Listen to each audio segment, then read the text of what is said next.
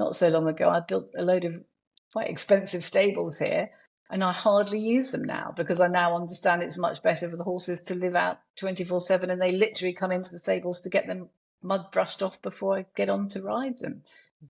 So I think we all want to learn, and I kind of have quite a lot of faith in people wanting to do the right thing, actually.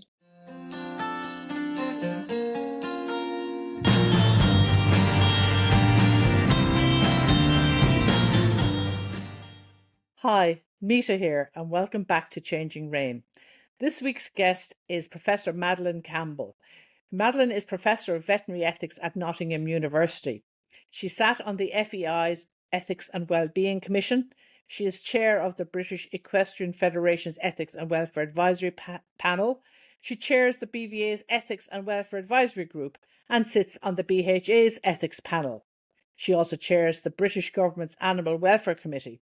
And outside of all those commitments, she's also a keen recreational rider, and she is a very enthusiastic breeder of Morgan horses. Here in Ireland, when we talk about something difficult, we talk about the Mo Canílach, which is the conditional tense in the Irish language, and none of us can get our heads around it. And I sometimes think that's the same with ethics. It's one of those really tricky things, and you're glad that someone else like Madeleine is actually working on it. But I think when you listen to this episode, you'll discover that actually Madeleine's version of ethics is very, very approachable and easy for everyone to understand. And it's something we should all be doing as a matter of course. I hope you enjoy.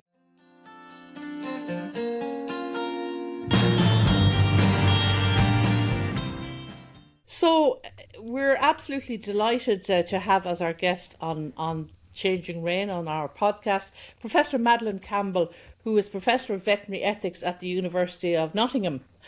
Maddie, I first got to know you as a repro specialist because that's the field I was working in. And now, of course, you concentrate more on the ethics of using animals for sport, and I suppose in particular the use of horses in sport, and of course my own area, racing. I'd love to talk to you about breeding, and we'll get onto that. But I thought maybe we should talk more generally about the ethics of using horses in sport in general. And if you didn't mind, I was going to kick off with the hard question, because after this it'll be easy. For me, the hard question is, what is the difference between ethics and welfare? Yeah, it is a good question, isn't it? And it's one I've thought about quite a lot because we do tend to use them interchangeably, and they're not really the same thing. And equally, we tend to kind of say, oh, I've got a bit of an ethical dilemma about this, or think that is ethical or that's not ethical to be doing that thing, but we don't always necessarily explain what we really mean by it. And it can be helpful to kind of clarify that. So when I'm teaching my students, I try to explain the difference between ethics and welfare by saying that they are two separate things, but in my mind's eye, at least, they feed into each other. So ethics as an academic subject is what they call a normative subject. So in essence, it's all about whether we ought to do things. Should we do this? Should we not do this or that?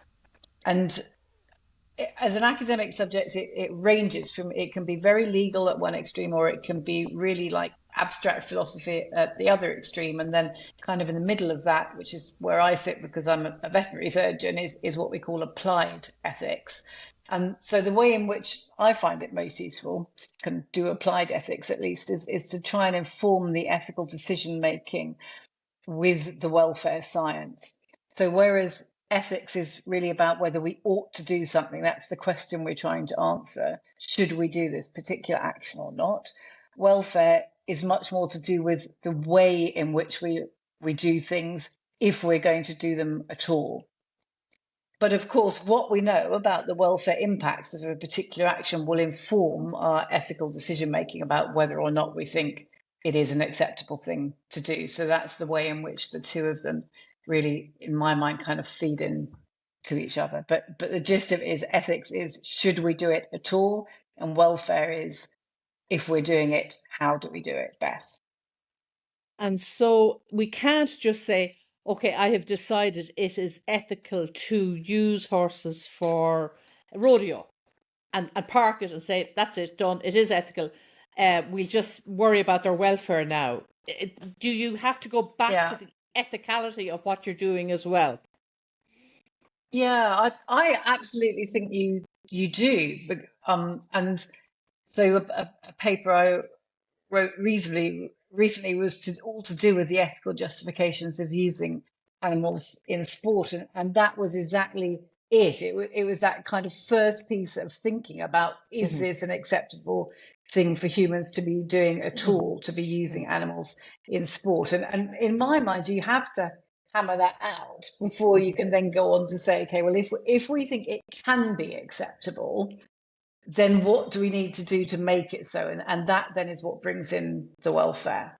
Mhm, mhm, mhm, And so some people feel that there is a greater ethical burden for animals used in sport Mm, compared to, say, a production animal that we might, raise for meat or some other purpose. What are yeah. your thoughts on that?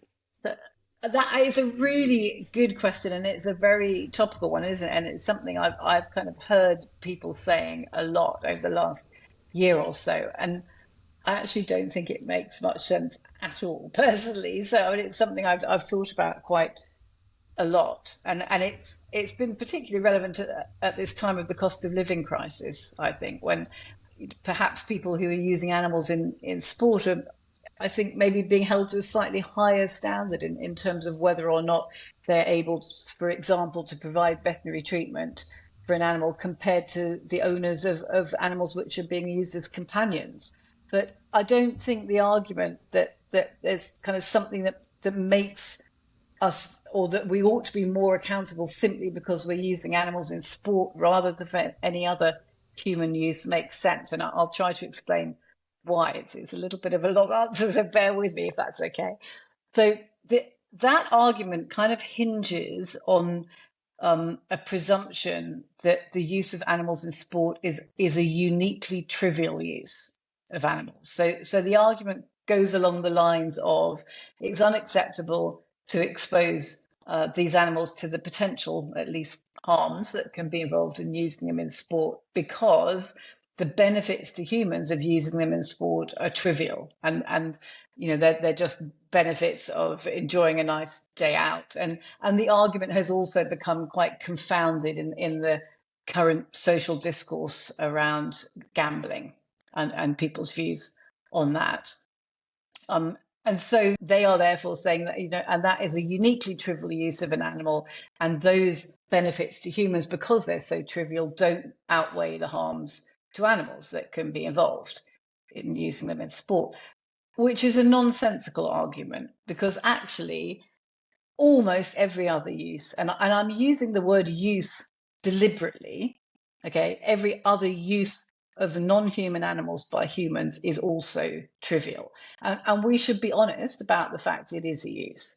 So, if we're keeping animals as pets, that is a use, just as it is if we're keeping them to ride or if we're keeping them to use in sport. My pet dog is lying in the corner of the room next to me at the moment. In his natural habitat, he would be a pack animal. He wouldn't be spending his day with just humans for company other than when we go out and walk, sitting inside. He'd be outside roaming around in a pack. So all of these things are uses of animals, just as using them for production is. And the vast majority of human uses of non-human animals are trivial, in the sense that we don't really need to be doing it. So, there are some, of course, there are benefits to having a dog in terms of physical and mental health for humans, but I could get those benefits some other way without using the animal. And yes, there are some benefits of eating animal proteins, but I could get proteins other ways as well. And in fact, we might well be healthier if we had less animal protein. So that too is a trivial use of an animal. And if you work through this, all of the uses you can possibly think of non-human animals by humans, really the only one that isn't trivial is using them in medical science, because there the benefits are so extraordinary. So the argument that, those who are using animals in sport need to be held to some kind of ethically higher standard of accountability than those who are using animals for food sources or for clothing or as pets it's just nonsensical to me, and it's sometimes I think being used quite disingenuously by those who understand that, but it is also symptomatic of a kind of general incoherence in public thought about human uses of animals at the moment. So, people are getting very upset about using animals in sport, but they don't see that it's at all worrying that people are carrying around small dogs in handbags. They think that's cute. That is much more of a problem from the animal's point of view in terms of restricting its normal behaviors than having a horse or a greyhound racing. So, I guess, I don't particularly think carrying a dog around in a handbag is a great idea. But what about the harms for the animals? Like, do you think we focus enough when we consider the ethical question, the harm, or whether we call it harms or the costs to the animal versus the costs to the human? Like, do you think that's something that we've paid enough attention to in the past? Yeah, well, I mean, it slightly depends on how you do ethics, which brings us back to that first question, actually, of like, what is ethics and what is welfare? Because whether or not you pay attention to those harms and benefits depends on the kind of ethical approach you take. So as you'll, I'm sure, be really familiar, that kind of harm benefit weighing up is what we broadly call a utilitarian approach. And we basically think about all of the so-called stakeholders in a question. So typically, obviously, they're like, the owner, the animal, other members of the public, other animals, and so on and so forth. And we think about what the benefits and the harms to each of them of undertaking a particular action would be. And then what we try to do, if you're taking a utilitarian approach, is to choose the action which will maximize the benefit to the most. So to go, whereas if you were taking a different ethical approach, for example, a rights-based approach in which you thought the animals had certain rights which must be fulfilled, which humans have a duty to deliver upon. So, for example, the right not to have their freedom of choice interfered with by humans, or the right not to be injured, or the right not to be killed, then you wouldn't really be thinking about harms and benefits. The rule, what you're doing in that kind of ethics is simply following the rule that the right has to be upheld. So to come back to your question of whether or not we've thought enough about harms and benefits, and there are lots of other ethical theories we could talk about, but I won't bore you with them as well. I think we have thought about harms, but our understanding of harms has really developed over the last few years. So typically, we've thought, and this is welfare rather than ethics. Typically, we've thought about physical harms, and what we've come to understand so much better over the last few years is psychological harms to animals as well. But the other really important thing is that we've also come to better understand benefits to animals, both in physical terms and also, really importantly, in psychological terms, in terms of what it produces a positive welfare state in an animal, both physically and mentally. And so that's also a really important part, actually, of the balancing. And to my mind, what makes any use of an animal ethical is if we can kind of do that use in such a way that the positive experiences of an animal when taken across its lifetime outweigh any negative experiences. So that's the concept of a good life, as was developed by David Mellor and others, and Christopher Wathes originally. I've always thought it's wonderful to have people like you, Maddie, teasing out these really, really complicated subjects, because they are complicated. But should it be that you are doing this work, and it's really, really good work, that allows horse people to go on doing what they love to do? Or do horse owners and people who use horses, ride horses, breed horses, do they have a responsibility to also think about this? And if they do, how can they be helped? Because, as I say, it's a complicated subject, and they'd much prefer to be off riding the horse in the woods, or bringing them to the races, or whatever it might be. So, I mean, Yes, I think absolutely everyone has a responsibility, and I think that is a really important thing for us all to understand. And as you know, I'm quite involved with greyhounds, and one of the key things I wrote into their welfare strategy was this idea of shared responsibility, that everyone is responsible for safeguarding animal welfare, rather as in a school, every single person is responsible for safeguarding the children, just so everyone involved in any use of animals must be responsible and must really live that responsibility, and it mustn't just be something that's on a piece of paper somewhere. So yeah, I really strongly believe that. I don't think I do agree with your premise actually that people are not interested in this stuff. I mean, one of the things I love about ethics actually is that you can kind of strike up a conversation with almost anyone about it. If you get in a black cab and they kind of say, "Where are you going?" and I say, "Oh, I'm going to a conference about this." Everyone's got a view on ethics. That's what's so nice about it. And so actually in my experience, I can't think of a stakeholder I've met who isn't interested to engage in that discourse. Which doesn't mean we all have the same point of view, of course not. But I think people are interested, and I think the vast majority of people who interact with animals, they really genuinely want to do their best for those animals, and they just want to understand what that is and what it looks like. And very often, and that applies to all of us, it's just a matter of educating oneself, or of seeking out educational opportunities, and of being prepared to challenge your own ways, in which you've always done things.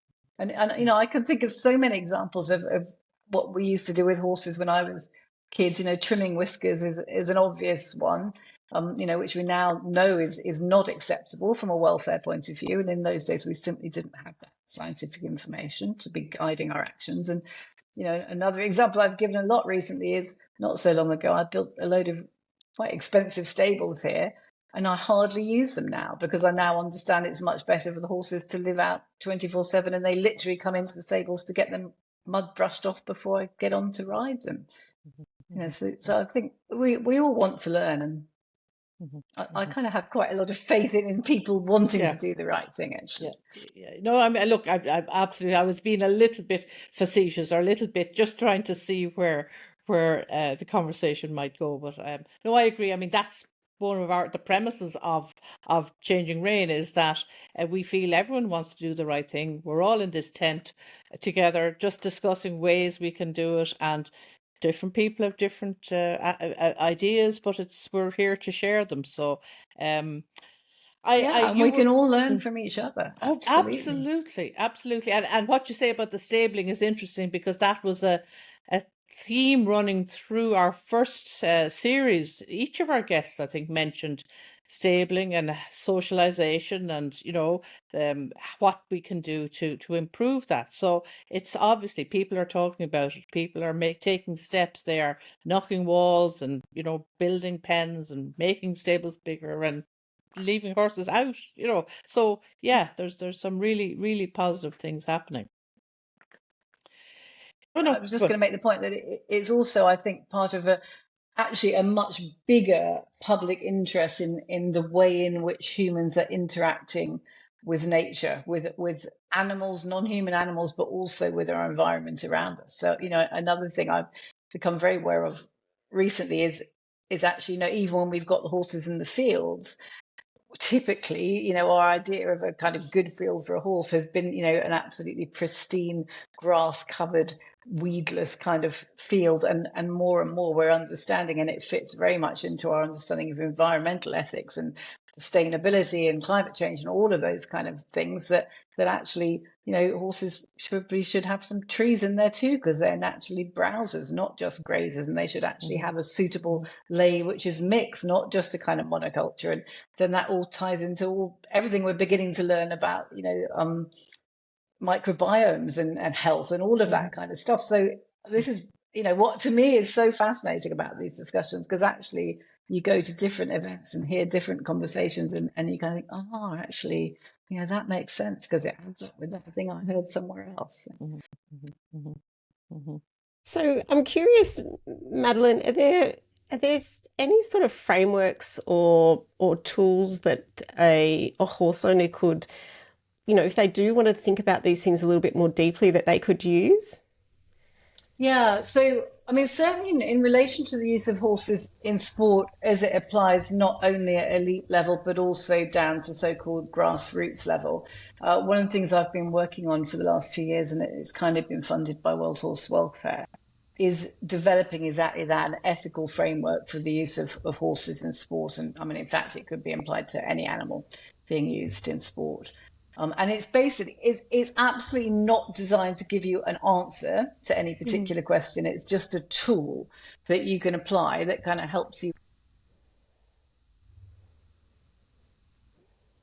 The reason I felt there was a need for that kind of 8 years ago now was that, I found I was going around a lot of conferences, and I'm very lucky because I kind of sit with various hats on. I get to go to lots of different conferences and lots of different disciplines, and lots of people were having the same conversation about, is it okay to be using animals in sport? If so, how should we be using animals in sport? But the conversation was slightly going round and round in circles without reaching a conclusion necessarily.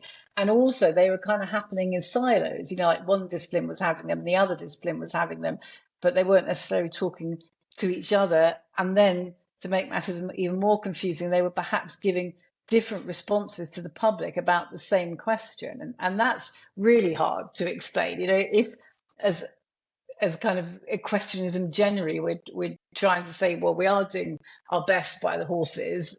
It doesn't help if we then give different answers to the same questions without at least being able to explain why. And so that was why I thought it might be helpful to have a tool that just provides a method for kind of working through all of these questions in a logical way, which is very transparent and which we can explain to those who aren't within equestrianism. One of the things about these kind of conversations that I think might be a bit frustrating for owners or for people working in this industry rather than, I guess us who are in the academic realm and talking about, at things at a very high level, is the fact that it isn't quite, it is very general and it is very high level. So we have things going on at the moment, say we've got, elite level dressage, for example, where we've got issues with blue tongues, we've got the issues of hyperflexion, and there are all sorts of issues going on at the moment about practical things that people are doing with horses in sport. What role do you think ethics has, or how can we use ethics to help us, I don't know, resolve some of these issues and come up with a better outcome for both the people and the horses involved in sport? Yeah, so absolutely. So, I mean, I think you can do so if you start by formulating a question. So if, to take one of the examples, the question could be, is it ethical to be riding horses in hyperflexion? Let us say, okay. And then if we took this framework I've been speaking about, the way in which that works is we use the scientific evidence base to inform the decision. And I could provide you with a link afterwards if you like, where we could show you an example of how it works. It's relatively simple, and my PhD student Bluebell Brown has been adapting it to simplify it through a kind of process with stakeholders when they've been trialing it and feeding it back and trialing it and feeding it back. And we did that with elite stakeholders, and now Bluebell's testing it with grassroots stakeholders. So it's designed very much to be fairly easy to apply. So you simply formulate the question at the beginning, and then you work through those steps, and you look at the scientific evidence about, what are the harms to the horse of riding it in hyperflexion, to go to that example. And then you look at, okay, well, what are the potential benefits to the rider of riding it in hyperflexion? And then you test it against what we call the central tenets, which are three things that have to be kind of adhered to. And then that gives you the answer of whether or not you find it ethically acceptable to be doing something. Having gone through that process, I'm just thinking of the practicalities of it. The fact that it's such a rigorous, well thought out, well designed process, does that give it more standing with the people who are perhaps involved with that practice? The fact that you've worked through it in this detail, do they feel more comfortable at the end of it? Yeah, I mean, I think our experience of trialing it with stakeholders has been an interesting one, because it's designed I mean, it can be used by an individual, but it's designed really more to be used by a group of people trying to reach a decision together. And so, they have trialed it using various questions initially. Some we set them as examples, and now, questions they've chosen for themselves to look at that are relevant to their discipline or their sport. And the feedback we're getting is, yes, they do actually find it quite a useful process. And yes, they do have different views in that discussion, of course. And I think, they're finding it a helpful way of working through those in order to reach a consensus opinion. And that at the end of the day is what's important, because whereas, to go back to what I was saying earlier about ethics being, can be a very kind of philosophical subject, that's great if you're a philosopher. And when I did my master's, I had an excellent philosophy lecturer who used to kind of argue something for half an hour, and you'd think, oh yeah, that makes great sense, and then he would just flip it on its head and argue the complete opposite for the other half an hour. So at the end of it, you were kind of left thinking, well, that was all very clever, but now I don't know what I think, which is great. If you're a philosopher, that's all good fun, but if you're a vet, you have to reach a decision, and it has to be genuine in the animal's best interest. And so that's why I think it's helpful to have a kind of process of reaching that consensus decision. And it incorporates as well the ability to kind of record the fact if someone dissented from that opinion, and it has within it a method of going back if everyone can't agree, and trying to work out why you can't agree, and seeing whether you can do so again. And I just thinking about what you said about people, different disciplines being in silos and maybe coming to different conclusions about the same subject or topic.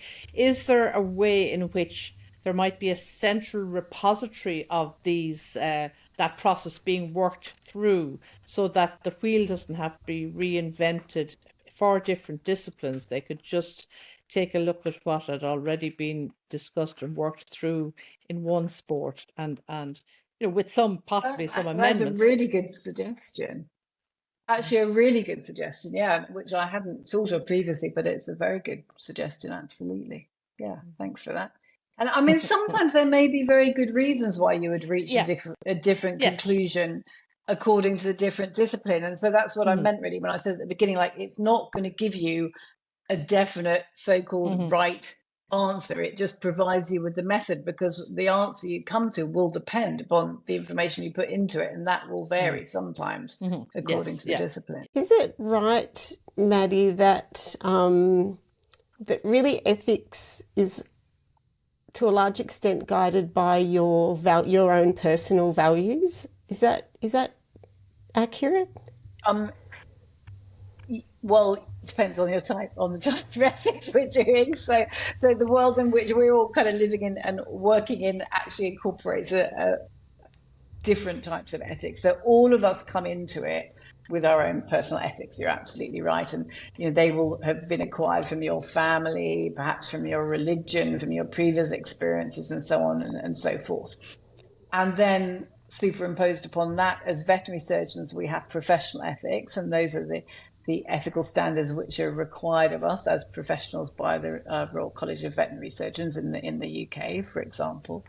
And then again, we may have decisions about animal ethics, which aren't necessarily veterinary decisions, but are to do, for example, with what society finds an acceptable use of an animal. So there's kind of at least three aspects to the ethics, I would say. And yes, we definitely will bring our personal ethics into that.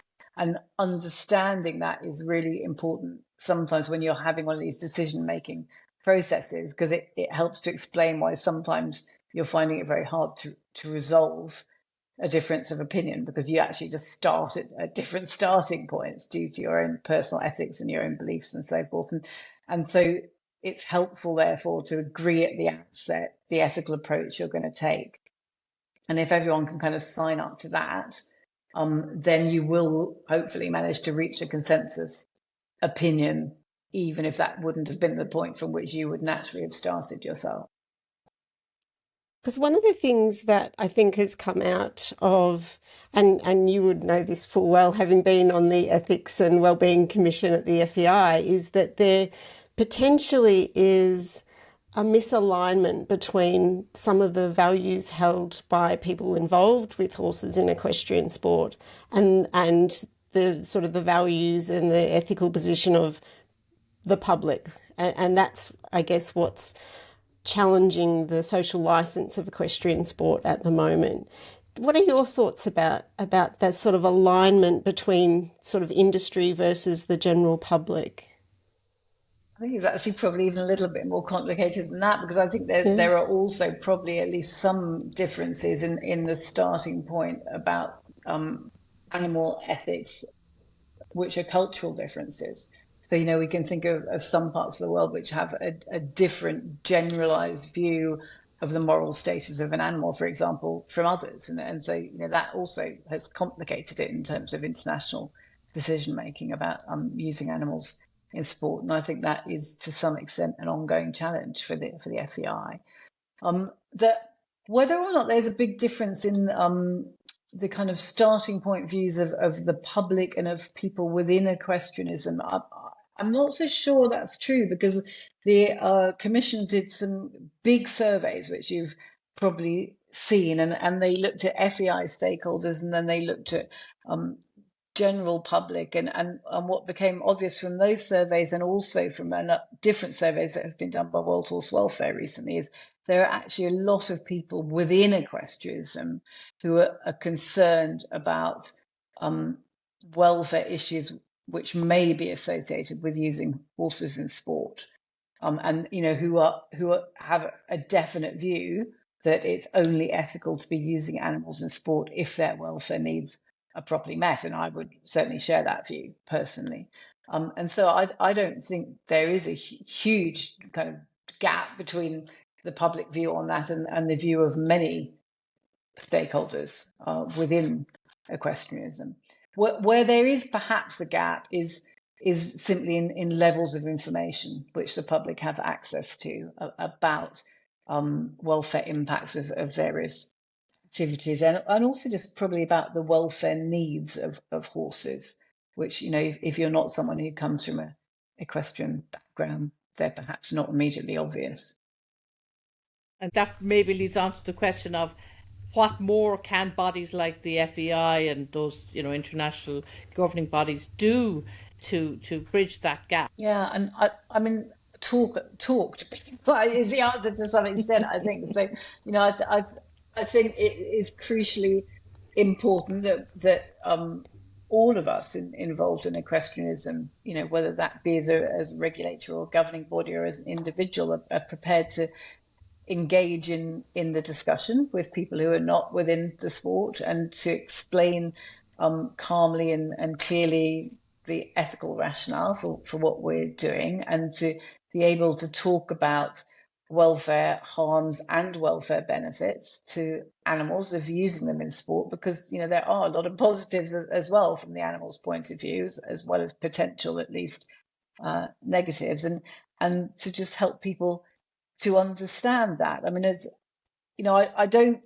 kind of like to adopt the view that, the public doesn't, that they just don't understand, and therefore we Mm. don't need to worry about them. That I don't think that's true for a moment. I think that, the lot of the public is genuinely concerned, and we must listen to those concerns. And as I already said, I think many of us within equestrianism share at least some of them.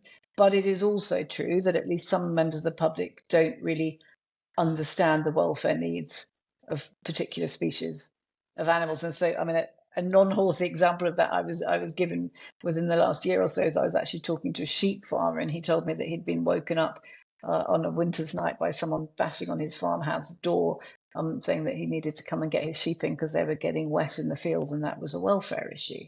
And it was a well-meaning person, but they just didn't understand that it's perfectly natural for sheep to be wet in a field. And so sometimes we just need to be, able to communicate that kind of thing. It's interesting though. We had a guest on a little while ago who had actually done some research and found that he was looking at zoos and found that the public were actually almost more in tune with the mental state of the animals than the so-called experts. So I just wonder, like, is there a role then for a bit more listening as well as talking? Oh, definitely, absolutely, and yes, I mean, I think we definitely need to be listening and thinking about what people outside of what we do all the time are, how they view what we're doing, and yeah, it's good for us all to be challenged on those things, absolutely. And sometimes we're challenged by, people within our own area of work. So Meta and I were talking before we started about Dr. Gemma Pearson, who's done some fabulous stuff on equine behavior, which has really changed the way in which I do things with my own horses. And sometimes we're challenged by other people. So, to take a breeding example, I was some years ago now doing some clinical freezing of embryos, and a student I had with me suddenly said, but is this ethical to be freezing embryos? And the honest truth is, I hadn't really thought very hard about that. I knew it was acceptable from a Royal College point of view, and it was a established clinical technique and everything, but I hadn't particularly stopped to worry about the moral status of the embryo, which is sitting in the liquid nitrogen tank. And so it was actually really good for me to be kind of pulled up on that by the student and made to think about it. Yeah, I think it's that questioning, and who knows where the answer lie, or but it's the fact that you actually engage your critical faculties and start thinking about these things that is the Yeah, important thing. absolutely. We all get so caught up Absolutely. in the day-to-day of just getting on with our lives, but I think taking time to just step back. And funny, someone met me the other day, and they are not a horse person, but they knew about the podcast, and they asked me whether I had implemented any of the things we had discussed on the with the various guests, and I was able to say yes, that we had, but it kind of pulled me up short. I thought, yeah, it's all very well sitting here and listen to all this wonderful, but you have to actually walk the walk as well, Yeah. so that was an interesting little interlude. It's so Mm, much more interesting if you do. mm, And it's so enriching. I find mhm, in my own interactions with animals to be able to apply what we learn from each other. mhm, That's mhm, really enriching. mhm. Maddie, that's been absolutely fascinating. I'm just wondering, is there any question that you thought we might ask you that we didn't actually bring up with you? We touched upon social license. Karen mentioned it kind of in passing, and, Mm-hmm. and that is something it might perhaps be nice to explore a little bit Mm-hmm. more. Mm-hmm. It's something that's always been very topical, obviously, for the last few years, and I've Mm, myself been involved in it. And there was a paper which Janet Douglas mm-hmm. led on publishing on that, and I think it has been a useful way of looking at the question about using animals in sport, and certainly Janet's work on what equestrians might learn from other sports and industries who had their social license challenged, I think has been helpful. But I actually think we Mm-hmm. almost need to stop talking about it because I think there's a risk that it is beginning to sound like what we are concerned about is maintaining the social license, and that is completely back Yes. to front. Like what we Yes. must be genuinely concerned about, and I do believe that most people are within equestrianism, is optimizing and safeguarding equine welfare. And if we do that properly, then the maintenance of the social license will follow. So I think Mm-hmm. it's been helpful to kind of make everyone sit up and think about whether or not we are doing things as well as we could do, to come back to the thing we were just talking about.